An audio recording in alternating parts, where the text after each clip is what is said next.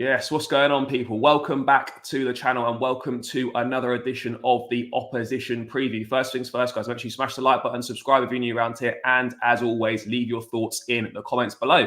And Monday night, Chelsea head down to Selhurst Park to take on Crystal Palace, looking to get the Premier League campaign back on track following two heavy defeats to Liverpool and Wolves. But bouncing back to a bit of form with a win against Aston Villa in the Cup. Crystal Palace struggling themselves 14th in the table. A lot of unrest surrounding Roy Hodgson and his position as manager. Going to be without key players Eze, Elise and Mark Guehi ahead of Monday night's clash. But I'm delighted to be joined by Ben and Stan, Crystal Palace fans, to look forward to the game itself and discuss all things Palace. Thanks for joining me, guys. Really appreciate it. I thought things are bad at Chelsea, but it seems they're pretty bad at Crystal Palace as well. What's kind of the feelings around the club right now? Obviously, you know, you're conceding a lot of goals, 5 against Arsenal, 4 against Brighton.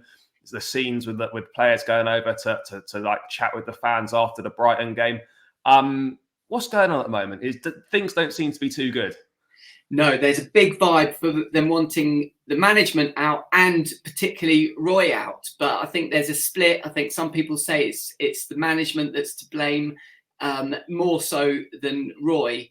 Roy, I think he wanted to do us a favour at the beginning. In the summer, he said, right, I'm going to stay on because there isn't someone else. So I'll do you a favour and I'll stick with it and get you, but it hasn't ended up being so great. It wasn't. Was it, Stan? No, it's just been so toxic since I can't even remember when the last time Palace were being normal. To be fair, it's just gone downhill. Yeah, no, it's difficult, isn't it? Because when you sort of appoint an interim manager, like there's always that danger that if they do quite well, then you almost feel like you have to give them on a permanent basis, even though it's not really the right thing to do. We had a similar situation back in 2012 when obviously Di Matteo come in. We somehow won the FA Cup and the Champions League, and then it's like, well, even though we don't want to give you the job, you can't not give this guy the job. And then 6 months later, he was gone because he was terrible. And the thing is, for Roy, it looked good at the end of last season because he actually happened to have quite an easy run of games after Vieira left. So it was he struck it lucky, really. It's always tricky, isn't it? Because obviously Roy's been at Palace before. He was there 3 or 4 years. You had him before. But this time around, it just feels, I don't know, from an outside looking in, it feels a little bit different in terms of he's not willing to adapt perhaps to the demands of a modern game. He's very stubborn in terms of won't use youngsters. I mean, I've looked at players like Matheus Franca, who we were linked with in the summer. Can hardly get a look in. I mean, I'm not saying he's an amazing player, but he certainly should be deserving some opportunities. And just the unwillingness to use the younger players. And they're always, whenever I see sort of clips of Roy in press conferences or speaking after games or whatever, he's very quick to criticise the young players and won't give them a chance. Is that a frustration within the Palace fan base that he doesn't give opportunities to the younger players when clearly who's being used currently are just not doing the job? Yeah, because he says from the trains he's really sharp and good energy. But you can say that, but you just don't play him. What's the point in spending 20 million on someone and you're just going to bench him?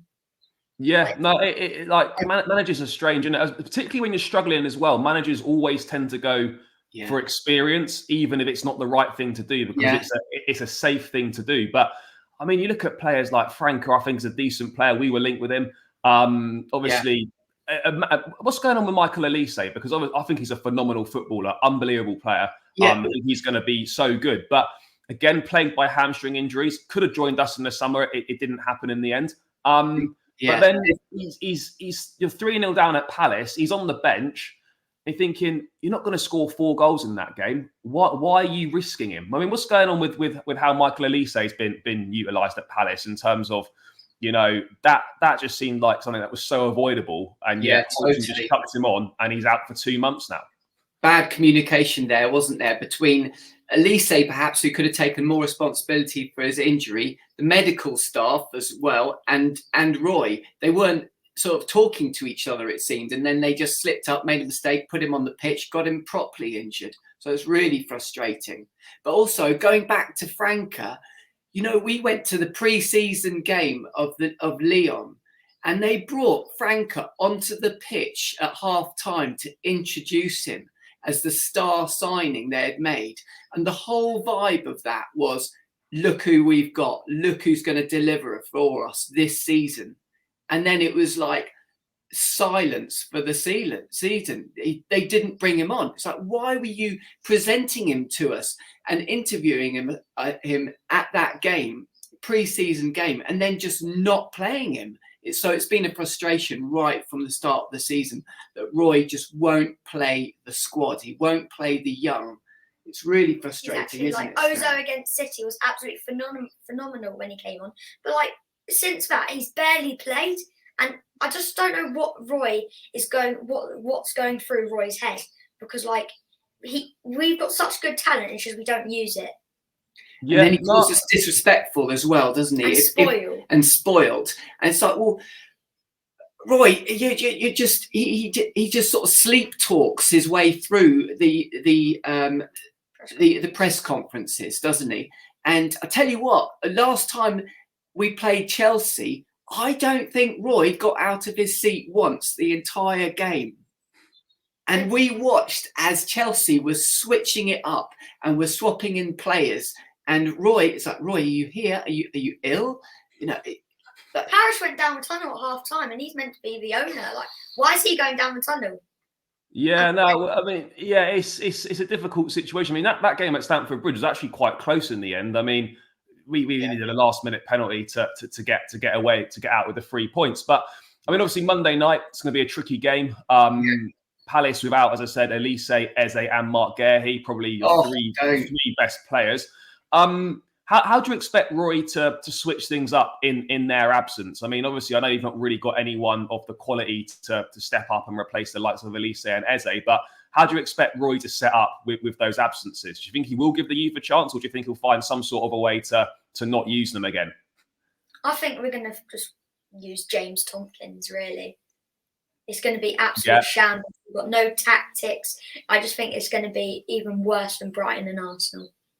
Really? Yeah. You think it's going to be that bad? Yeah. Like 4 or 5 goals? Yeah. It could well be, couldn't it? I mean, Chelsea was so fast in their attack, I thought, last time. But we got a strong defence, haven't we? Not anymore. I mean, it's tricky, isn't it? I mean, like, who'd be the candidates to replace Elise and Eze? What, you got Jeffrey Schlupp, Franca? I think our front three will be Franca on the right. If I was the manager, I'd put Franca on the right, Mateta up front, and then Jordan Ayew on the left.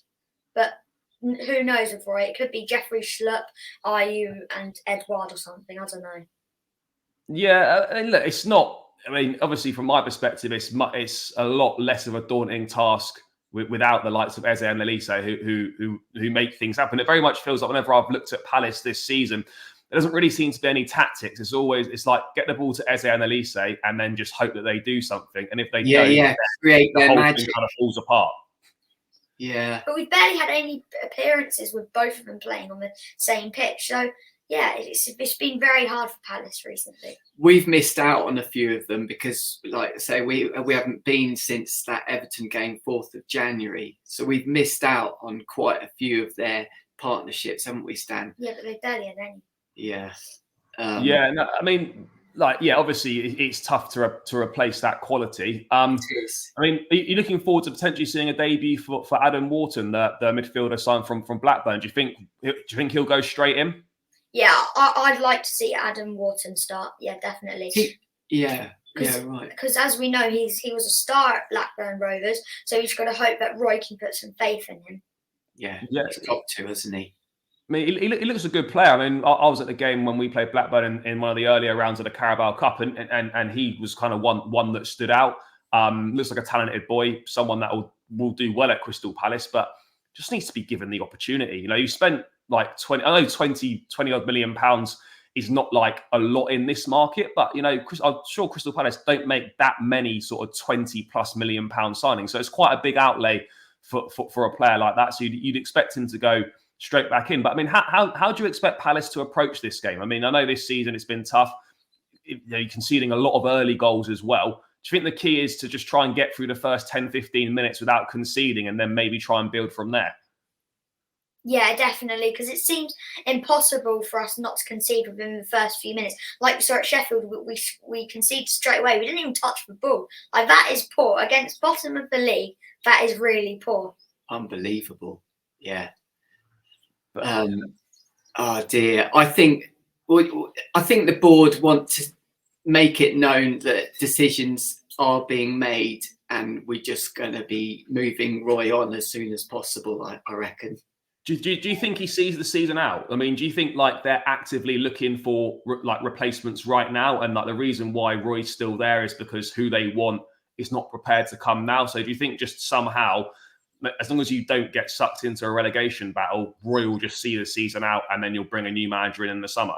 Yeah, because Cooper only wants the job for the summer, which is annoying, because ideally we probably want him now, because just look at our run of form. Yeah, because we could quite easily slip down into the relegation, couldn't we? So I don't think we got time to hang around. It's almost half the season really left, so we can't wait till the summer. We need some sort of change, or Roy has got to be instructed to do it differently. He's got to do it differently. He's got to play the young. He's got to, we've got brilliant players, and it is frustrating. And we're going to be saying goodbye to the likes of Eze and Elise. So we've got to start stepping it up now and changing things.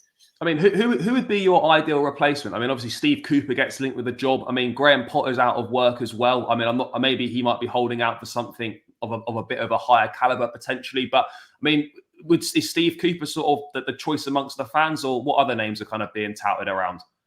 I think it's mostly Steve Cooper we've heard of. I think I've heard a couple of Gareth Southgate, but I just don't think that's going to happen. No, that won't be a serious one. I think the main word is probably Steve Cooper. Yeah. Do you think that would be a good fit? I thought it'd be good, yeah. Yeah? I hope so. He's a lot younger, isn't he, than Roy? Yeah. I mean, it's difficult though. What are the expectations at Crystal Palace? Because obviously, you're an established Premier League side now. Probably not. You're not going to go down. No. Generally speaking, but when you've got players like Eze, Elise, Mark Gahey, Tyreek Mitchell, I think is a very good footballer as well. Like, surely the ambition has got to be more than just staying up. Totally, mate. What was your prediction at the beginning of the season, Stan? Where did you expect us to finish? I thought it was going to be Europa League, because Steve Parish said at the last game of the season against Forest, we're going to take the club to the next level. And this is the next level, he's saying, basically. Yeah, so we're way down from where we predicted and where we expected. Yeah. I thought 10th. I don't even want to be top 10, but I think we do deserve to at least be 10th, so that next season we can really get into those Europa Leagues. It's a weird one, isn't it? Because Palace are good enough to be a sort of a top half side. I think with the players you've got, if you had the right manager, then I think it could make a difference. But it's why it baffled me as well why in the cups wasn't taken more seriously. I look at that FA Cup replay, the lineup that you put out at Goodison Park. Yeah, it's just like a sort of a second string team. You're thinking, well, like Palace is not going to do anything. They're not going to win the league. There's no European football. Yeah. Why are the cups? Why was the cup not taken more seriously? Yeah, exactly. At least go for the cups. Yeah. Because Roy said he's not focusing on the cups at all, not even the Carabao Cup, not even the FA Cup. He's just focusing on the league. But is this what he's focusing on? Just getting battered every week? If this is his main focus, we should be at least winning some games. Yeah, exactly. I mean, are we expecting too much? I don't think so, because the quality is there, isn't it? The quality is totally there. But and all these injuries, I really question what is going on there. Are they doing enough strength and conditioning exercises? Are they being supervised as they're doing them? Why are these young players getting injured like this? It shouldn't happen, really. Yeah, it gets to the point where, obviously injuries happen, but when it's sort of the same thing recurring on a regular basis, particularly it's a lot of hamstring injuries at Crystal Palace. When that keeps happening on a regular basis, that doesn't become bad luck. That's a pattern that's symptomatic of something that's not going right. We've got similar at Chelsea where just players are just constantly getting injured all the time. Really? I mean, at the moment we've got 8 players out. Yeah, and that's good for us. That's wow. We're single digits for players missing, which is kind of which is good for us. But yeah, it's been between 10 and 12 players out every single week. The whole How season. did you manage that against Villa then? You guys. I don't know. I was up at Villa Park and I was just we were going up there. I'm just thinking, there's no, literally not expecting anything from this game at all.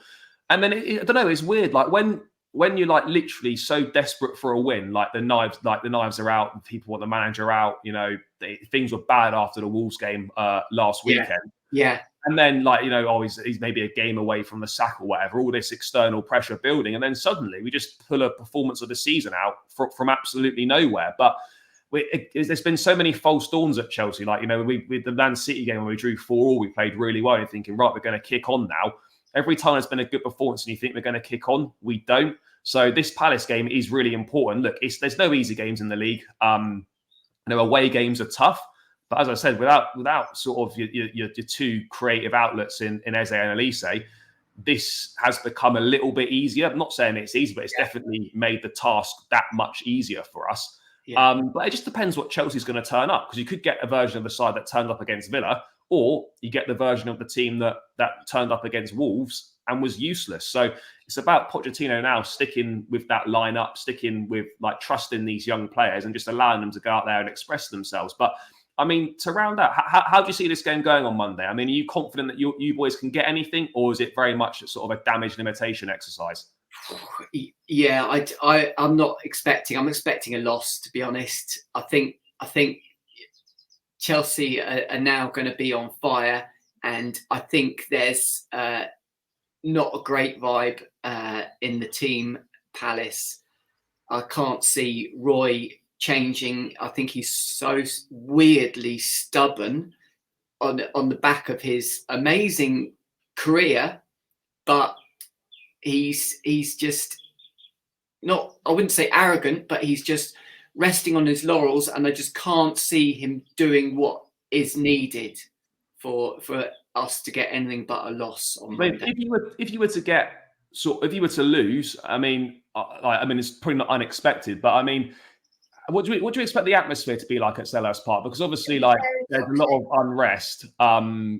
Like, do you come kick off? Do you think that the fans will just get fully behind the team? But if you sort of go a goal down early on, could get bad. It'll get really toxic if you guys keep scoring. Let's say it's 2-3-0. It will get toxic, and I think the HF will bring lots of banners with like Parish and Co, Time to Go, and lots of these really toxic banners. So I think it can get very toxic on Monday if it's that bad. Yeah, especially if we can see goals early on, Stan. Yeah. Huh? Yeah, that's always the thing, isn't it? When you're up against it and you're under pressure, the worst thing you can do is to concede early, because it just, you know, the fans will be up for it before the game, and then suddenly, you know, a goal goes in early, and it just like it kind of deflates everyone. But if I had to push you for a score prediction to round out, what would you reckon the score's going to be Monday night? 3-0, 4-0 Chelsea. Yeah. Okay, I'm going to say 3-1. Yeah, that was my prediction. I think we'll win 3-1 as well. But ultimately, I'll just take any win at this point in time, because, our league form's not been the best. We are bottom half of the league side at the moment. So, we do need to pick some points up and start getting towards those European places. But yeah, guys, thank you so much for joining me. It's been an absolute pleasure. If people want to look at what you guys do, where's the best place for them to go? I know you're bigger on TikTok than you are on YouTube. But where do you do your stuff? Yeah, absolute pleasure. Thanks a lot, Blue Brother. We're Ben and Stan CPFC on YouTube and on TikTok. Definitely. Yeah, perfect, guys. I'll make sure that'll be tagged in the title, the YouTube channel. Make sure you head over there, show the guys some love, subscribe, and check them out on TikTok as well. I'll link that in the description. But yeah, guys, smash the likes as always. Subscribe if you're new around here. Catch me again in another one soon. Up the Chels.